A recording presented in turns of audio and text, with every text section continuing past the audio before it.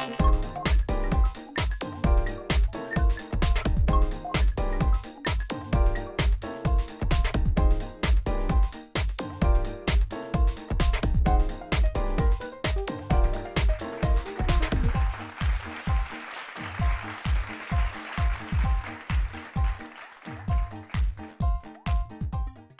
evening and welcome to another action-packed episode of Bent TV's Alphabet Soup. You're with myself, Malice, and I'm also joined by the very lovely Remy this evening. Good evening. And we are talking everything bi. So we will have an action-packed interview with some exciting people from Bi Alliance Victoria. And we will also be having a little story on joy. But if you know anyone out there who is bi, I suggest you get them in front of the television right now because this is about you. So I would like to welcome the lovely James Domingues from Bi Alliance. He is the president, as well as Kathi Wilson, a committee member. Welcome. Thank you. And we want to kick it off with the easiest question of all, which is, what is bisexuality? You want to take that one? Sure. So I guess there's a couple of different ways we can define bisexuality though. So there's firstly anyone who identifies themselves as being bisexual, which means often that they're likely to experience a romantic attraction, and they also may engage behaviourally in sex with both males and females.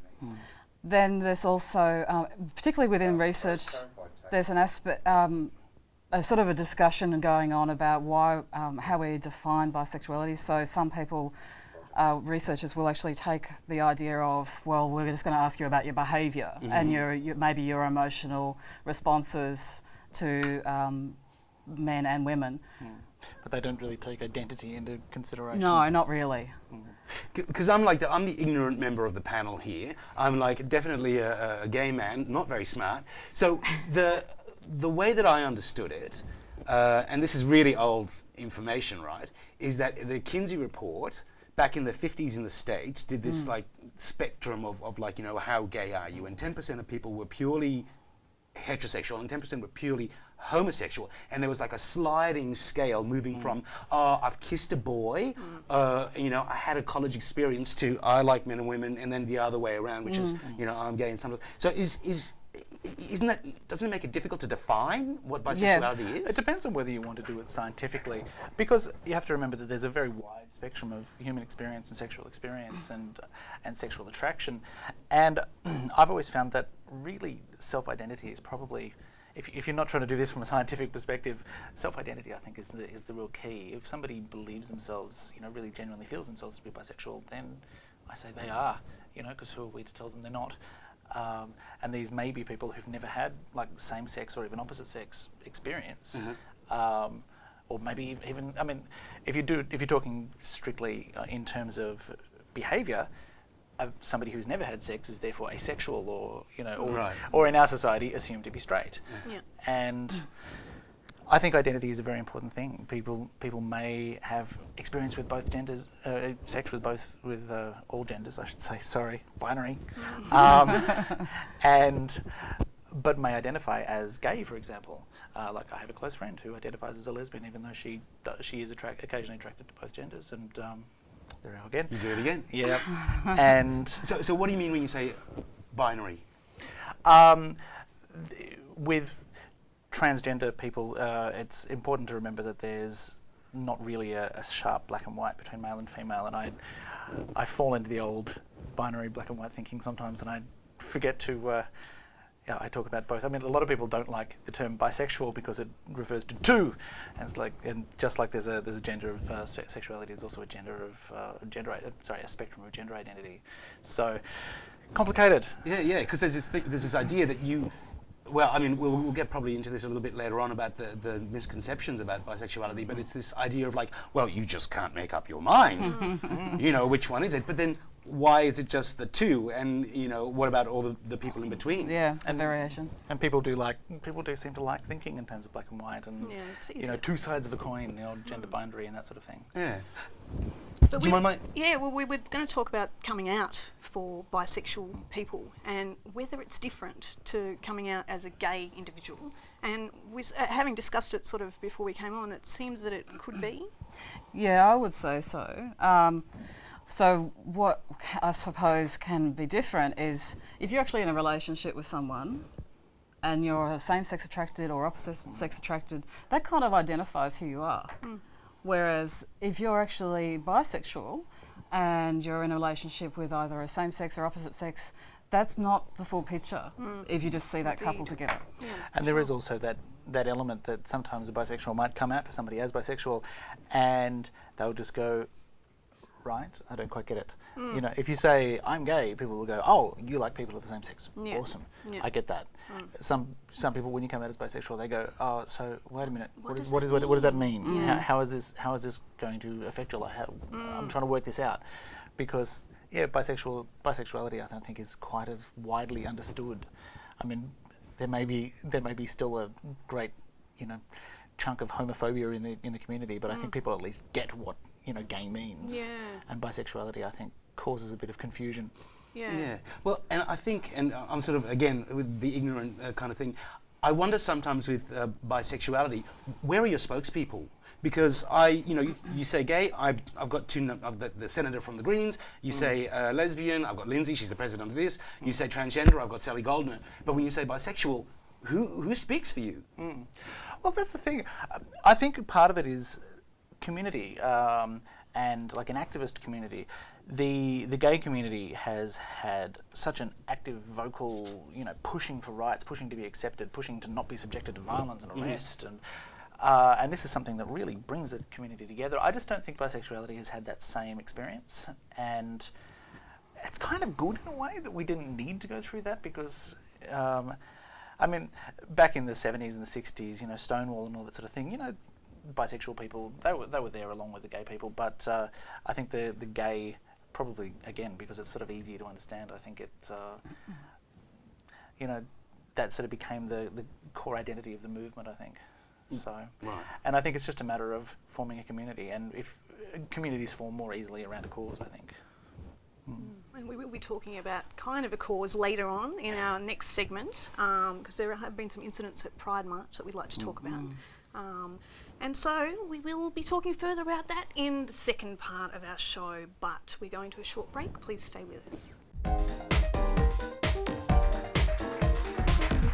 You're on Bent TV's Alphabet Soup, and we are talking everything bisexual. And so we're joined on the lovely panel by Remy, of course, still, and James and Kathi from Bisexual Alliance Victoria. And we'll talk a little bit about your organisation a bit later, but we want to talk about some myths surrounding bisexuality. Have you been subjected to any kind of, myths in the past? Yeah. Can you name a few?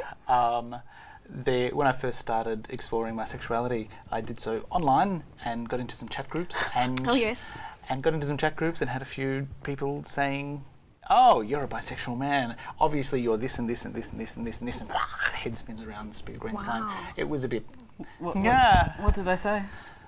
So, just that I was obviously, cheating on my wife and going behind her back and being horrible and hurtful and I was just looking for some guy I could use and throw away like a used tissue and all That this sort of sounds stuff. so you, James. Oh, yeah. I'm a horrible, evil person. Great. You can't see it because I'm sitting down, but I've actually got a forked tail. Excellent. Yeah. Well, I've researched a few, and some of them that come up as assuming that everyone you meet is either heterosexual or homosexual. So, bisexuality basically doesn't exist. That's a common Invisibility one. is a problem. Well, that's one of the ones that I sort of kind of grew up with, which is that bisexuality is like a train station on the way to gay. You just stop there for a while until you have it breathe, and then like, oh no, I am gay. Whereas that's not the case. Like the old joke, what's the difference between a bisexual and a homosexual? About 3 months. That's a funny joke though. So, how bisexual are you guys? And I know that's a weird question, but like... I would say I am about 50-50. If you want to talk, there are other people in our group that actually say that the gender of a person doesn't matter in terms of attraction. It's more about the person. So, I think people have different standpoints or different viewpoints on how much gender actually matters. In my case, I find that it's not so much that there's no difference. I just find that men and women are different people and give me sort of different things, and yeah, there's just a wonderful sort of variety in people, and different people have sort of different energies, and it's just wonderful. And I just love all sorts of people. It's great. It's really funny you should say that, because Montgomery Clift apparently struggled with his bisexuality. I don't know whether you know that, but Montgomery Clift, and he said, "I love men in bed, but I really love women." So that's interesting, right? So whether, like, the relationship side of things, you sort of gravitate to one more than the other? I don't know whether it works like that. I think there's maybe an element of internalised homophobia there, where some men will go, "Oh, I'm attracted to men and I'll have sex with them, but I couldn't have a relationship with them because that's kind of gay." Interesting. Well, see, and I think that's why, I actually think I find you a bit of an oddity, because I've come across a lot of women who are openly bisexual, but I haven't met many men who will actually openly identify as bisexual. I've had encounters with people who have had wives, but not somebody. And so, congratulations on that, because I actually think that's pretty amazing. And you may be, like, when I was talking about who are the spokespeople, you may be one of those first people in Melbourne to do that.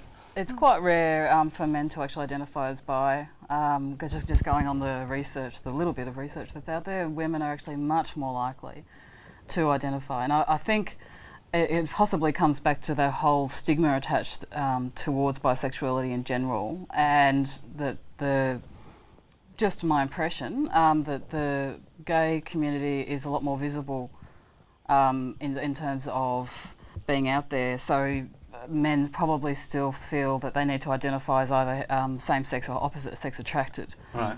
And I mean, that was what happened to me when I was growing up. My dad was gay, and so I grew up in both gay communities and heterosexual communities, the mainstream. So I found myself thinking, well, I've got to be one or the other, until quite recently. Yeah. Look, I mean, we're talking about sort of stigmas and myths, and I've identified even some within myself, but there's a part of me that thinks that because, and I'll probably get in trouble for this, but because women still are considered a second-class citizen, they are generally thought to be more intuitive and fluid and open with their sexuality, where there's this kind of like, either you're a bloke or you're a faggot. And so I think a lot of bisexual men, whether they identify that way or not is a different story, find it easier to have the sex that they want and then go back. But I'm probably wrong, or something like that. But I don't think you're that far off. I think there is still an element in Western society where men sort of talking about their feelings is a weird thing, and ooh, that's a bit weird. So a man who's used to having a relationship with a woman, is like the idea of having something romantic and emotional with another man is just ooh, that's a bit weird. And so I mean, there's a big tangled knot of crap. it's all interrelated. All this the misogyny and the patriarchy and all these things that all ties in together. That's a difficult nature of bisexuality, probably. Now, we were talking about the Pride incident. Yes. Do you want to kind of just run us through that briefly? Every time we've marched at Pride, we've had, I marched with Bi Victoria for a few years before they folded, and we've had stuff called out from the crowd. I've heard it some years. Other years I've had other people tell me about what they've heard. I didn't actually hear any this Pride just gone, but one of our members who was marching with us for the first time did, and it was very upsetting. And it was that person talking at our monthly discussion group and getting quite upset about it that prompted us to release a media statement and all sorts of things, and it's kicked off a huge sort of round of media attention. Well, I felt the need to actually write an article. I mean, I've been thinking about writing something for a little while and just publishing in the gay press about what happens to someone who is actually identifying as bisexual and they hear these slurs, they get treated in a poor way, they get discriminated against. And I guess one of the things that I wanted to raise awareness about was the impacts of that, but also the fact that the discrimination comes from both same-sex and opposite-sex attracted communities. Yeah, that's important to note that, because you would think that our community wouldn't be. No, like yeah, this, but you get it a lot. People who have gone through prejudice still do prejudice on other people. And in fact, even here at NTV, we were actually having this meeting about, you know, tonight's show and what was going to be going on. And somebody said, oh, do we really want 3 segments of bisexuality? And Malice and I kind of like picked up and went like, wow, that's like, it's really here. And that person is not, you know, malicious or anything like that. They're just not aware that they're doing it. Yeah, I think that's what it comes down to. So maybe this is the thing, awareness. Can you tell us about your website? Yes, it's bi-alliance.org. And there's various information about our monthly meetups and that sort of thing. Good monthly meetings. We have a discussion group once a month in Melbourne, which is in a sort of private function room in a pub, and the details are on the website. Excellent. So we've run out of time. So I'd like to say thank you very much to James Domingues, Kathi Wilson, Remy. Thank you. And next week, same place, same bad time. We'll see you then.